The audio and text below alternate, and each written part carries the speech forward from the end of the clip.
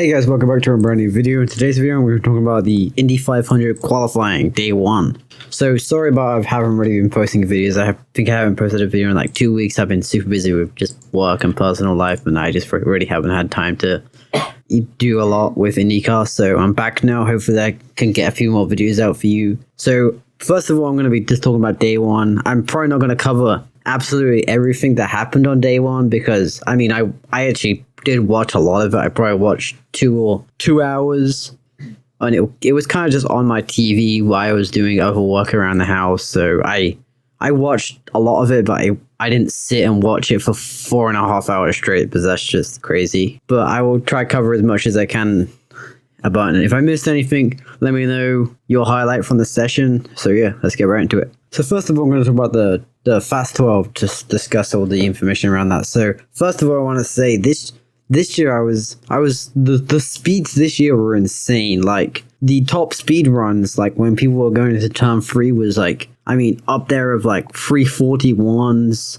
342s, even 343s was just insane to think about how fast these guys are going. And like, I don't know, it was just insane how fast they're going around there. So yeah, let's get into the Fast 12. So first up, I'm going to talk about Arrow McLaren.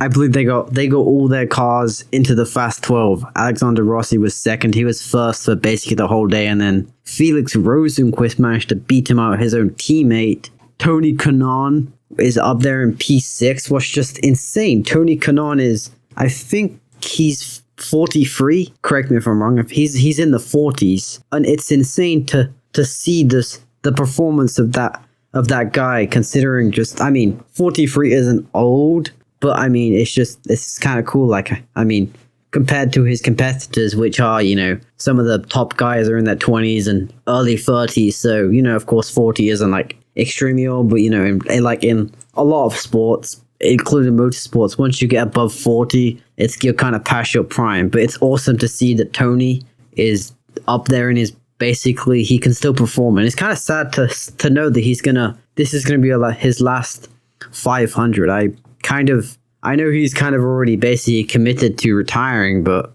I mean, I would like to see him continue, but I think he's already kind of made his decision. I mean, when he retired, the decision was made upon, you know, he's already achieved exactly what he wants to achieve. He can't really achieve anything else, so I get why he's retiring. It's just kind of sad to see TK go. And then finally, of course, we have Pato O'Ward, and he's up there with the McLaren Stewart. It's awesome to see McLaren do so well, but you know, for the past few years, that's kind of what McLaren has been wanting to do, is they've been wanting to break their way into being a top team, and well, they've already basically established themselves as a top team. I just want to see them get a 500 win or a championship. Yeah, to this day, they still haven't got a 500 win or even a championship for that matter. So I think this year is definitely McLaren's year. I think McLaren has a good year of proving they're a team. I think they can win a 500 this year. They have 4 drivers that can win a 500. Like, I mean, their odds of winning a 500 is so much higher than, I mean, they've pretty much got the best odds if in terms of betting right now, especially on the first day. Of course, this is the first day of qualifying, and you know, stuff can change. But considering all their 4 cars are gonna 100% qualify within the top 12, so their odds of winning a 500 is way higher than any other team on the grid. And I want to see them win a 500 and then back that 500 up with a championship. So yeah, I think that's on the cards for McLaren this year. So let's talk about AJ Foyt. They have got 2 cars in the top 12, which was awesome to see. But I remember, I think this was one of Benjamin's earliest runs in the morning heat. I think this was actually his original run he did from the guaranteed running at the beginning of the day, and he ran an awesome time. And I was just like, wow, Benjamin Peterson really knows how to drive an oval. Like, I was super impressed by that guy. But then to come to it, was, you know, of course it was a combination of Benjamin's awesome driving ability and his car was just really impressive. And I almost feel bad because I remember at the very early beginning of the season, I was very critical of Benjamin, saying, you know, he hadn't really had, like, you know, the best junior career. He had a few successes. I believe he had 1 or 2 wins in Indy Lights. So I didn't really have the highest expectations of him. And he hasn't performed extremely well this year. But seeing his performance at the 500 really just shows he's a pretty good driver, and I think he's got a potential of a really good IndyCar career. So yeah, I'm excited to see how it pans out. I would love to see. I mean, they have a running for the pole. I mean, potentially AJ could get a pole. Was just awesome to see, considering about the mess that Graham.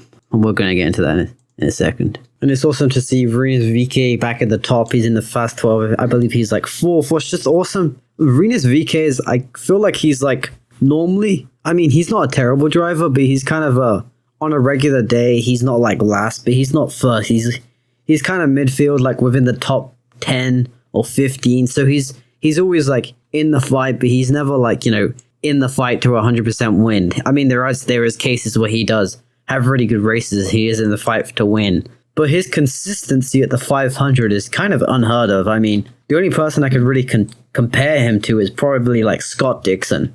Scott Dixon is always extremely consistent at the 500. I mean, he's won the pole two years in a row, and he's going for his third year this year, which, I mean, with Scott Dixon's ability of just pulling stuff out the bag when no one expects it, I really do. He has a really good shot of getting the pole for this year. So next up, let's get into Chip Ganassi. They had a pretty good day too.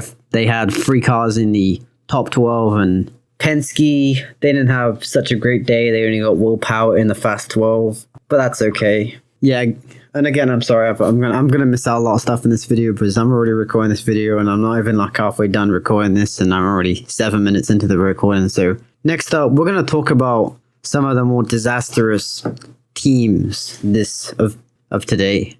And if we're going to get into disastrous results for teams, I think we have to start with Rahal, Letterman, Lanigan. What were they doing? I mean, a one-off driver, Catherine Legg, managed to qualify, and she doesn't have to do the bump. What's kind of interesting how she qualified, and all the other drivers had disastrous days, and it's just so weird because you see Graham Rahal, clearly he has pace on a good day. I mean, last weekend he was in the top 10. I mean, he qualify like 5th or 6th. He had a really good qualifying, and I think he ended up on the wrong strategy, and then I think he screwed up the strategy. But other than that, he had a really good race, and the same with Christian Lundgaard. Christian Lundgaard got pole position last weekend at Alabama, and then today he couldn't even qualify. He couldn't even qualify in, the top 20, what was just insane. The swings. And the fact that, like Rahal, Letterman, Lanigan have also been doing, they're currently building a new headquarters in Zionsville. What's going to cost them $20 million. So clearly they're investing significant money into their racing operations. So I just don't understand. How are they sucking so bad? I don't understand it. You have like Callum Ilott and Austin Cabanino, that's how you say it, had an amazing day. I mean, and they're meant to be like the lowest funded team on the grid. How did the lowest funded team on the grid just destroy them? Because I mean, I don't know the exact numbers of who's like top funded teams, but they must be like, if I had to take a guess, they must be like, the 5th or maybe 6th best funded team out of the top 4 teams. So I don't understand how they just had such a disastrous day. Graham Rahal, he couldn't even, he tried to do a second run or a third run or whatever it was, and he literally got flagged off because he wasn't fast enough. It's just how is this happening to such a solid, I mean, they're a solid team, I would say, outside the top, Andretti, Aaron McLaren, Penske. They're like the top midfield team.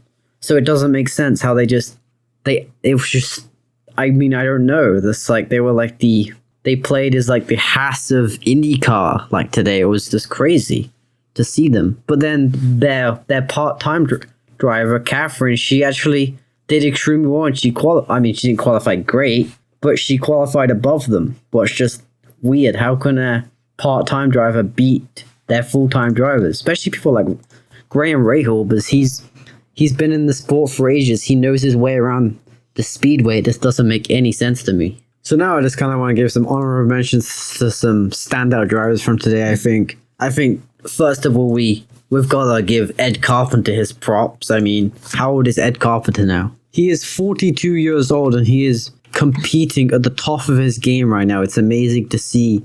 Like, it's awesome to see. Like, there's so many, you know, like I talked about Tony Kanaan earlier. Tony Kanaan is basically at the top of his game right now and he's retired. This is his last 500, but it's awesome to see Ed Carpenter nearly missing out on the Fast 12. It's awesome to see these old guys. You know, my next honorable mention was, I forgot to mention this guy, was Takuma Sato. I mean, I personally, I'm taking my prediction. This might be a long shot, but I think Takuma Sato is going to be able to win the 500 this year. I know that's pretty bold, but I'm rooting for Takuma.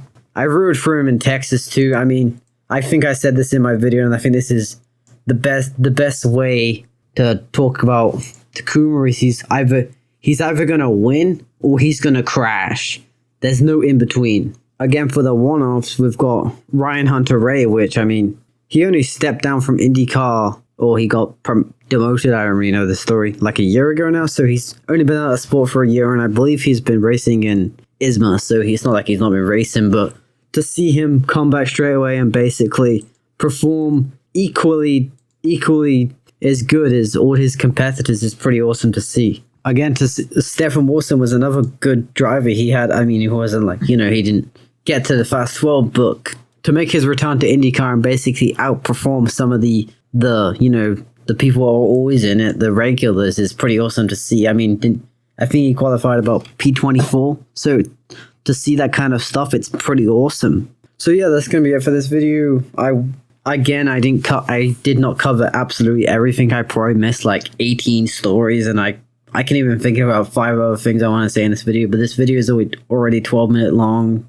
and I could ramble on for another 25 minutes, so I'm going to spare you that time. And, you know, tell me what you think in the comments. This is kind of my first kind of thoughts about how I think of day one, so tell me what you think. Don't forget to leave this a like and comment down below what you think. So yeah, I'll see you guys tomorrow, hopefully, for the next video about qualifying. Bye.